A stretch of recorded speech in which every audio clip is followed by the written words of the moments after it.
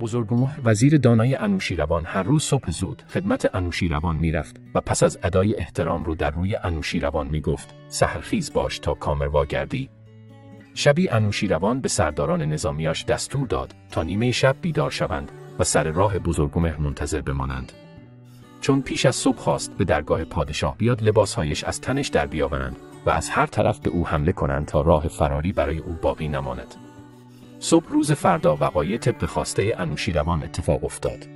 بزرگمهر راه فراری پیدا نکرد. چون صلاح ندید برهنه به درگاه انوشیروان برود، به خانه بازگشت و دوباره لباس پوشید. آن روز دیرتر به خدمت پادشاه رسید.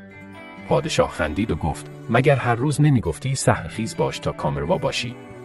بزرگمهر گفت دزدان امروز کامروا شدند، زیرا آنها زودتر از من بیدار شده بودند.